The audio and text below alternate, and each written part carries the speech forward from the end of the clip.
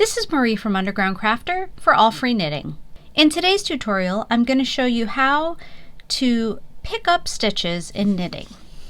The first thing you'll want to do is check your pattern to see if it's being knit flat in rows or in the round. The reason you want to do that is because when you pick up the stitches, you will fill your needle with loops, and those loops will, if you are working flat in rows, will get turned to the wrong side, whereas if you are working in the round, you will be on the right side. So either way, think about where you want your stitches to go. For this particular project, I'm going to be knitting flat in rows, and I want to start the row after I've picked up stitches on the right side. So while I'm picking up stitches, I'll do that on the wrong side. So I'm going to turn the piece to the wrong side. And then what I'm going to do is I'm going to evenly pick up stitches across based on the number that I need for my pattern. So you'll want to follow your pattern's instruction for doing that. Depending on what the last stitches of your row were when you were knitting, you may either have what looks like 2 loops or an oval, or you may just have 1 loop. Either way, you're going to want to insert your needle, and this is your working needle just below. And you're going to start with some slack in your yarn. So this is the yarn that's the slack or the yarn tail, and this is the yarn that's coming from the ball. And first you're just going to pull that yarn through that loop that you had your needle on. Okay, so now we're going to continue that across, picking up stitches. So we're going to insert our needle into the loop that was the last stitch from whatever row that we were working on before. And then we're going to wrap our yarn around counterclockwise, just as though we were knitting, and pull it through and leaving it on the needle.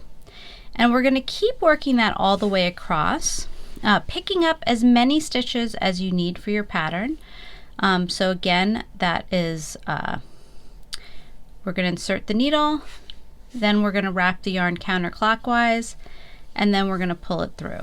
And we'll keep doing that as often as we need to. Now be aware that you may not necessarily be inserting your needle into every single one of these loops, because maybe you don't need that many stitches. So occasionally you're going to be skipping some, most likely. And with each one, you're just inserting your needle, wrapping your yarn counterclockwise, and pulling it through. Now you may find this is a little bit challenging because it's not how we usually knit. So what some people do, if you have an interchangeable set like I do, I have these needles that are interchangeable. If you also get a crochet hook in the same set, sometimes people find it helpful to use that crochet hook to help them to pick up the stitches. And so I'm going to continue doing this all the way around, or all the way across, I should say. So again, I'm going to be inserting my needle into one of those loops on the end of my row, wrapping the yarn counterclockwise, and then pulling the yarn through the loop. Okay, and I will just show you that again a little bit slower. Insert the needle, wrap the yarn counterclockwise, and pull that yarn through the loop. Okay, and keep it on the needle. So now that you've seen this, I'm going to keep doing this all the way across the row, and then I'm going to catch you at the end and show you what to do next. Okay, I'm almost to the end, and I'm just adding a few more here. Okay, and now I will actually flip the entire project so that that row that I just added with the picked up stitches will be on the right side in this case for this particular pattern. And then what you'll find is that these stitches will work just like any other stitches that you've knitted or purled.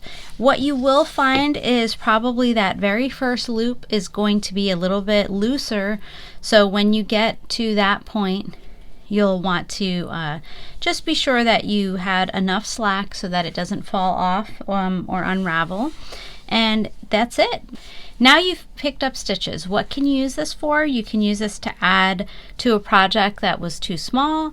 You can add borders. You can use it for a hat that's worked bottom up. So you might have a hat band, and then you may pick up stitches and continue the rest of the hat. There's all kinds of different applications. Have a wonderful day.